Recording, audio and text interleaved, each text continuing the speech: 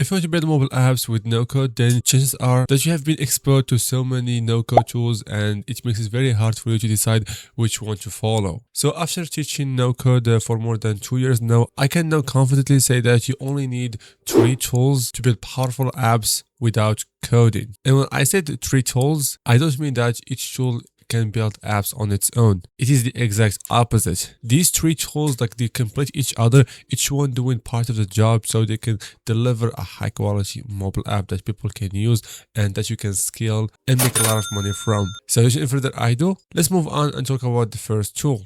So the first tool I'm going to be talking about is FlutterFlow. So if you have been in the no-code space for a while, you'll know that FlutterFlow is almost like the king of no-code mobile app builders. And one of the best things about FlutterFlow is that it allows you to add custom code. So even if you need something that is not inside of FlutterFlow, you can ask ChatGPT to give you a custom code, you add it into your app, and that's it. And in recent updates, they have given us access to update some files that we could not update before. And FlutterFlow is only getting better, just keep that in mind. So let's have a look at FlutterFlow. So this is FlutterFlow, and when you actually create your account, you will have access to 2 free projects, and if you upgrade, you can have as many projects as you want. So the good thing about FlutterFlow is that it is a powerful no-code mobile app builder, and it is more of a front-end app. Like you build the front end here and you build your backend or your database elsewhere.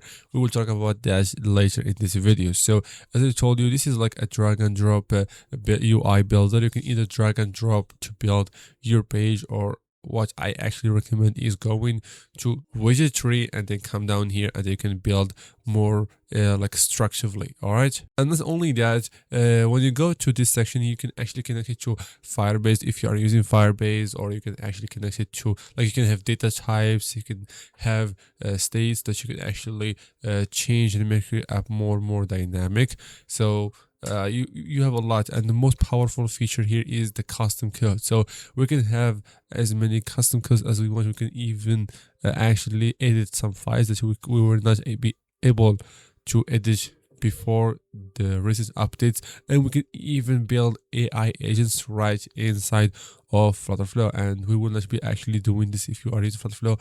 You might as well use another tool as a backend tool, not your FlutterFlow. So keep FlutterFlow for the front end. That is what it does best. And what's crazy about FlutterFlow is that when you go to settings, and you will have endless integration options. Like you can actually have Algolia, SQLite for your offline database, Supabase as your online database. You can have RazorPay for payments. You can have Revenue Cat for subscriptions, so people can subscribe into your app. You can have Braintree, Stripe.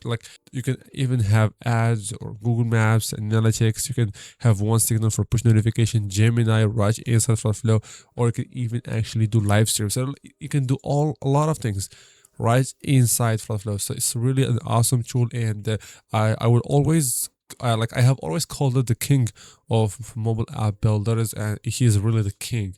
I don't see any other tool that beats FlutterFlow in this area. So as you can see here, FlutterFlow is really the king when it comes to building apps with the no code, or without coding. And I have used it for the past 2 years.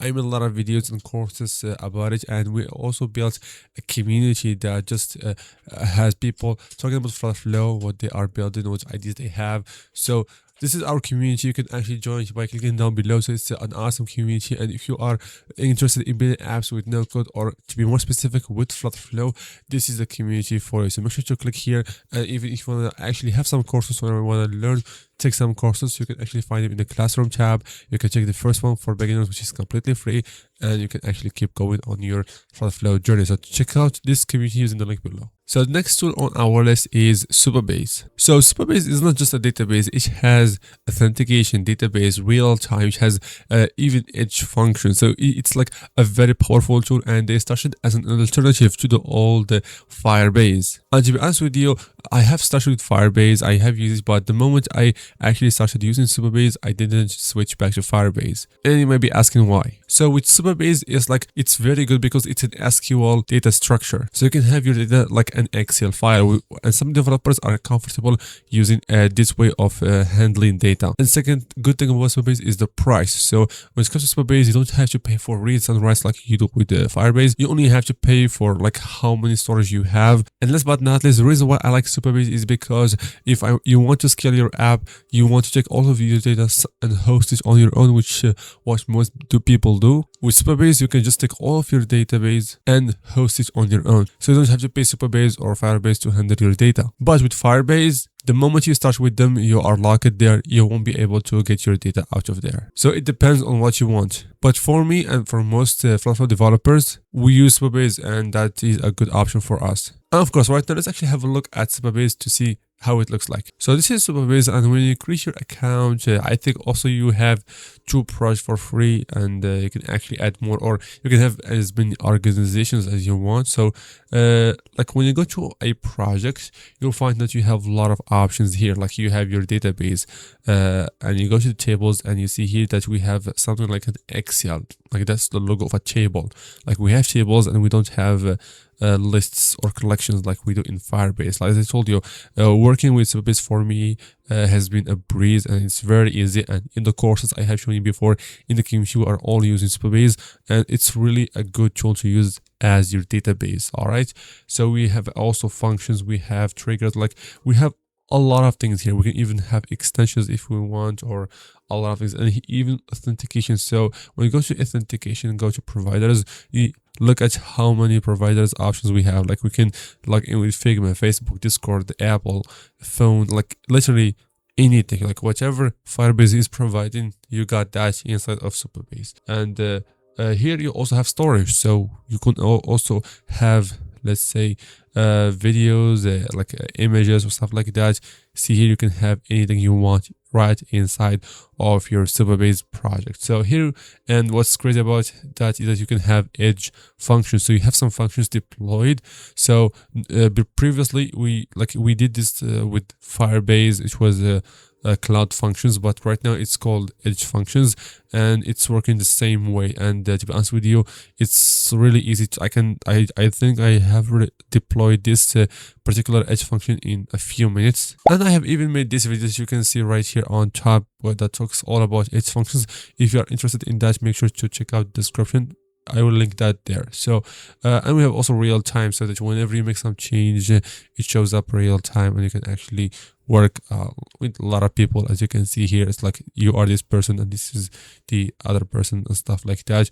So we have a lot of actually things going on in Supabase, and to be honest with you, it's really a powerful tool, unlike what a lot of people think of. And I have decided to stick with this one for the rest of my development journey. So now we have talked about FlutterFlow as our front end, or like the place where we build our apps. And next we've talked about Supabase, which is our database where we can have our data, our users, we can have edge functions, we can do a lot of things in Supabase. So now the last piece is going to be for the backend. So let's go ahead and have a look at that. Now the third tool on our list is for the backend and for APIs, and that is called BuildShip. So BuildShip is a very powerful tool for building APIs and building the backend of your app. So you can actually have a long flow, for example, that translates a text and then take that and integrate that into your app. So it's like BuildShip for the backend. You do all things in the backend, and then you integrate that backend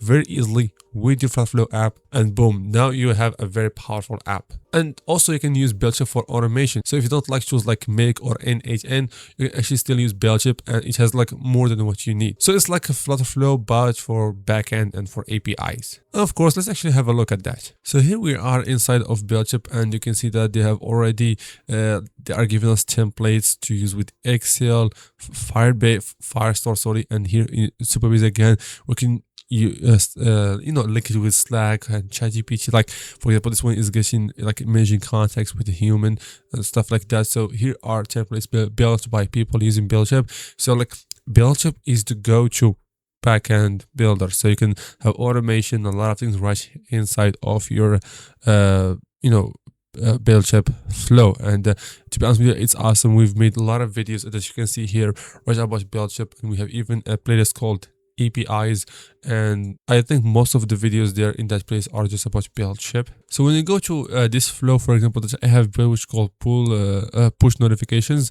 So here we have a flow that sends notifications to devices. So just look at that. Like, you give the device token to this flow, then you give your API, JSON, stuff like that. It generates an access token. This is the custom node that you can actually build with AI. Like, you can just click here and start asking AI, what do you want? All right. So this is exactly like, it's very, very, very awesome. So I built this just with AI. I didn't code, just like click here, generate the code with AI, and the boom, you have a custom node. And this is an API node. So here we are calling the Google FCM or Firebase cloud messaging. So that says notification to a certain device. So you see, it's very simple, but if your app needs push notifications, you can do all of that right here inside of BuildShip. You just give the flow a device token from your app, and it will do the rest. It's very awesome. And to be honest with you, I started using BuildShip to a point where I started to see that I can't work without BuildShip. I can't build a real and powerful app without using BuildShip. So again, keep in mind that BuildShip is not just meant for APIs or like connecting APIs or having some complicated flows. It is also a good way to do automation. So it really beats tools like n8n or Make. So if you can just choose BuildShip, you won't need any of those, because it allows you to generate also nodes with AI.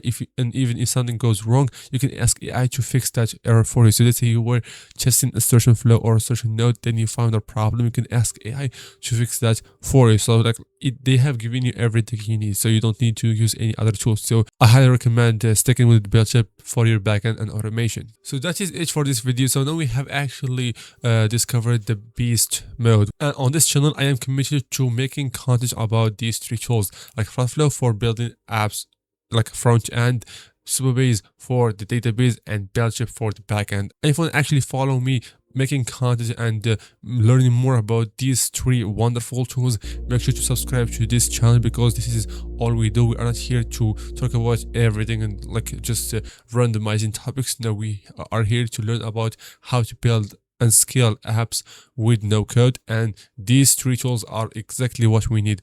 Again, FlutterFlow is for the front end, Supabase for your database, and BuildShip for the backend. And this is the beast mode.